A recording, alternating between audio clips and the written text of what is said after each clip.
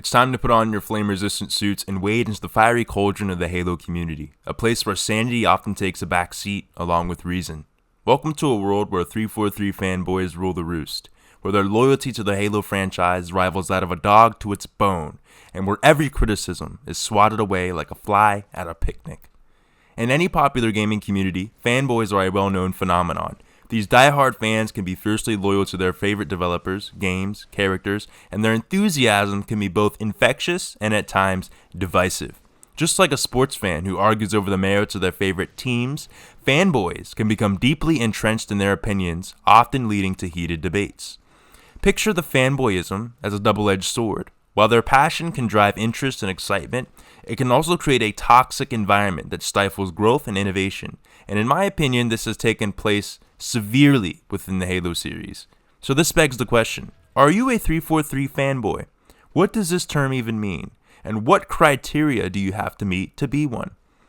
In my opinion, a 343 fanboy is an ardent and unwavering supporter of 343 Industries' Halo. Their loyalty to the company is so extreme that they often dismiss any criticism or differing opinions regarding their Halo games, leading to a polarized and sometimes toxic community.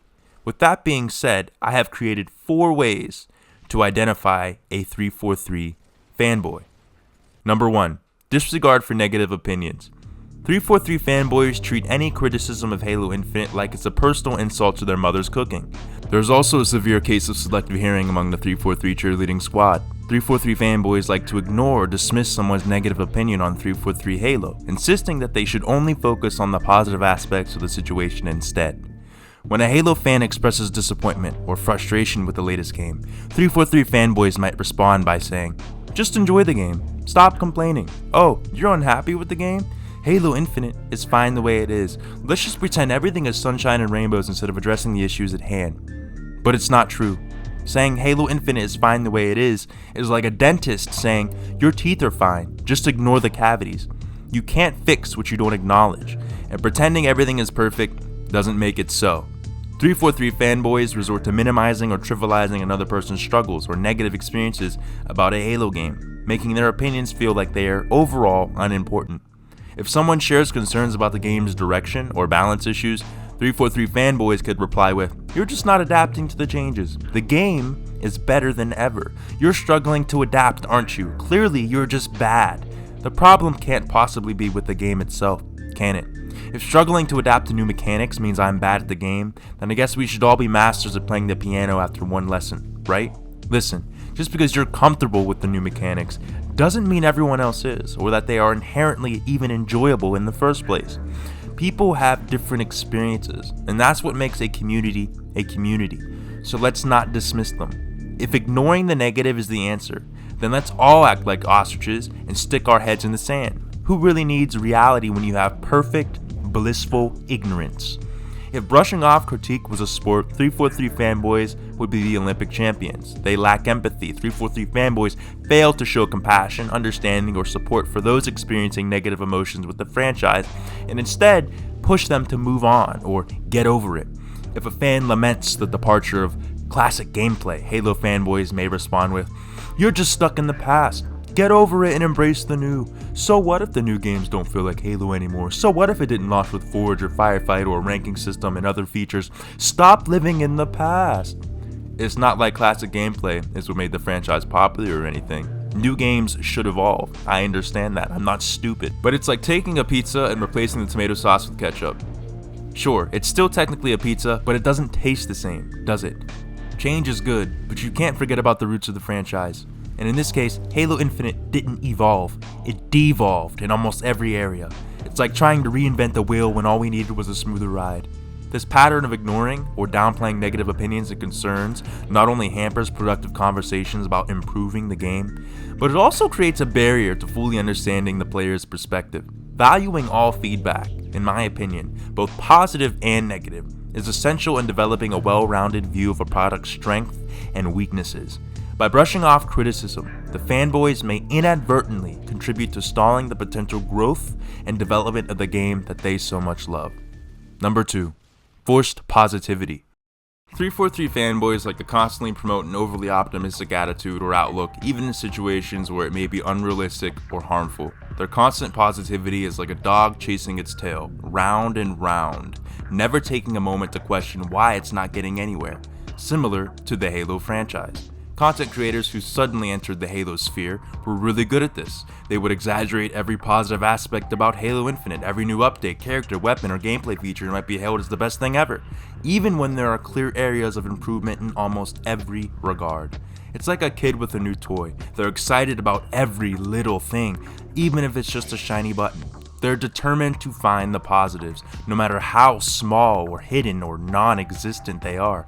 Oh my god, guys, Infection is back. Oh my god, guys, Halo is back. This new feature is going to change Halo. It's going to be great again. Halo's back. No, it's not. Stop. This tendency can often lead to a disregard for legitimate concerns and criticisms, fostering an environment where potential issues are often overlooked or glossed over. Moreover, this could set a dangerous precedent, leading to an echo chamber effect where only the positive feedback is amplified.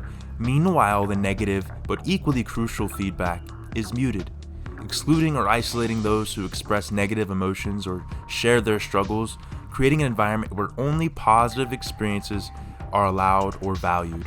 This has happened in online forums already, such as Reddit, or social media discussions on Twitter, where 343 fanboys might ostracize or exclude fans who criticize 343 Halo games, creating an environment, once again, where only positive opinions are welcome. You don't agree with us? Well, you can't sit with us at our lunch table or our online forums. Only positive opinions are allowed in our exclusive Pro 343 club. 343 fanboys are typically hyper-focused on the positive aspects of the new games, such as the graphics or added features, while ignoring valid criticisms about gameplay or story and the lack of mechanics and features. I understand, graphics are important, but so is the story, so is the gameplay, so is everything else that makes Halo Halo. Their optimism is so extreme, it's like they're trying to find a silver lining in a volcanic eruption. Sure, the molten lava is pretty, I get it, but let's not forget about the whole destroy everything in its path part, similarly to what 343 Industries have done to this franchise. 343 fanboys also like to offer cliche or overly simplistic advice, such as, just be positive. Everything happens for a reason, without acknowledging the complexity of the situation at hand. When a fan raises concerns about the impact of microtransactions or the lack of customization, 343 fanboys might say, if you don't like it, just don't buy them. Just don't play the game. Not buying microtransactions is like saying, if you don't like the trash on the street, just don't look at it. Sure, you can avoid it, but it doesn't make the problem go away. They also stick to a one-size-fits-all mindset, assuming that a relentlessly positive outlook is the solution for everyone in the Halo community, totally disregarding the individual needs, circumstances, and emotions of other fans. If a fan expresses concern about the direction of the franchise, 343 fanboys might accuse them of not being a true Halo fan, or being ungrateful for the developer's efforts. The unwavering positivity exhibited by 343 fanboys not only stifles the potential for game improvement, but it also creates this echo chamber that sidelines essential voices within the community. This forced optimism is akin to perpetually chasing a mirage, and it undermines the very essence of the gaming community. Diverse perspectives coming together for the love of the game in whole. Balancing optimism with realism and acknowledging criticism isn't a sign of disloyalty, but it's an indication of a mature and invested fanbase committed to enhancing the overall gaming experience. Number 3. Unleashing guilt grenades in the grand comparison circus. If there's one thing that 343 fanboys have a black belt in, it's the subtle art of guilt tripping and drawing ludicrous comparisons. Picture this.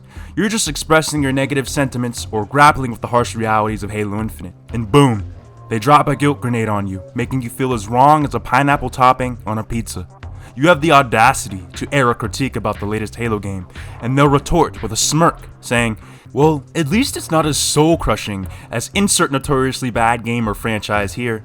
You should be doing somersaults. Enjoy that we even have a new game at all. You're being ungrateful. It's as if they're saying, consider yourself lucky your sandwich isn't packed with sand. It might not be gourmet, but hey, at least you can chew it. Now that's not exactly what we signed up for. is it, 343 fanboys? We didn't ask for a caviar on a gold leaf, but we certainly didn't bargain for stale bread and overprocessed cheese either. Next, they climb up their soapbox. Our game is beyond criticism because it's not as terrible as that one game everyone's acting as the internet's favorite dartboard. So being a step above the worst is an accomplishment now? That's like a garden snail boasting because it managed to outrun a sluggish sloth. It doesn't exactly make it a cheetah, does it, 343 fanboys? It's akin to saying, sure, I may not be a gourmet meal, but at least I'm not a reheated 3-day-old takeout. How about we aim a little higher? And let's be frank, if Halo Infinite were a sundae, it would be missing its cherry on top. There would be no whipped cream, and half the fudge would be gone. The lack of split screen, missing Forge mode at launch, a cameo of bugs in the campaign, still to this day, the non-existent progression system. Oh wait, they just added that a few days ago, and they still couldn't get it right. It's like serving an ice cream sundae, but forgetting all the delicious toppings. Yeah, it's still ice cream, but it's a far cry from the sundae we were once promised and we had with the original Halo trilogy. Number 4. Willful ignorance of the inconvenient truth. In this age of limitless information, a simple denial of facts is a cardinal sin. Yet when the conversation turns to sales figures and player counts, 343 loyalists turn a blind eye faster than an ostrich spotting a sandstorm. They spin a beautiful, technicolor dream where the Halo franchise is living its best life, all the while ignoring the cold, harsh reality of dwindling sales numbers and fading interest. It's asinine. It doesn't make sense. It's not a secret treasure map. It's raw data available to the public. This isn't Hogwarts, and your cloak of invisibility won't work here. Let's face it, the Halo series is taking a nosedive faster than a lemming off a cliff. Halo MCC was a bigger disaster than a porcupine in a balloon factory. Halo 5, its sales were lower than the self-esteem of a teenager at a prom without a date. Heck, it even sold worse than Halo ODST, a game originally intended as a mere expansion. Now, Halo Infinite, with all its free-to-play glory and Game Pass gimmicks, can't seem to keep its head above the water in the Steam charts. It's clinging to relevance on the Xbox Live most popular games list, like a reality TV star clinging to their 15 minutes of fame. So what's the strategy here, 343 fanboys, in the face of a failing franchise? Is it to step back, analyze the situation, and come up with a solution? No, not at all. Let's double down, cover our eyes, and maintain the all is well narrative like a child pretending a monster doesn't exist under their bed if they can't see it. It's a sad sight, really. Some of you are so deep in denial you're practically swimming in the Nile River. 3 whole Halo games down the line, and you're still adorning your rose-tinted glasses and pretending everything is a-okay. Well, let me burst your bubble here. You are part of the problem, my friend. In conclusion, the essence of being a fanboy, particularly a 343 fanboy, isn't inherently negative. After all, passion and loyalty can be beautiful things. But when they mutate into blind devotion, unchecked positivity, guilt-tripping, and denial of plain facts, data, and statistics, they hamper the growth of the very thing they claim to love. It's time for these fans to pull their heads out of their asses and face reality, and start having meaningful conversations about the future of the Halo franchise. I'm sorry, but this might involve admitting some hard truths and accepting criticism, but only then can they contribute positively to the franchise they so adore. To paraphrase a certain Spartan, fanboyism, it's finished. But I think we're just getting started on fixing what's been broken. After all, if Halo has taught us anything, it's that there's always hope for a better tomorrow, even in the face of overwhelming odds. Overall, these debates exemplify the deep divide that still exists within the Halo community, with the rise of 343 fanboys contributing to an atmosphere of polarization and conflict. Finding a way to bridge this gap and foster a more unified fanbase, in my opinion, will be crucial for the future health of the Halo franchise. As always, I'd like to thank you for watching. I hope you liked the video, and I hope that everything that I said made sense. If you liked the video, leave a thumbs up. Be sure to comment your thoughts and opinions on the video, and lastly, subscribe to Weapons Grade for more content about the future of Halo and gaming in general. Peace.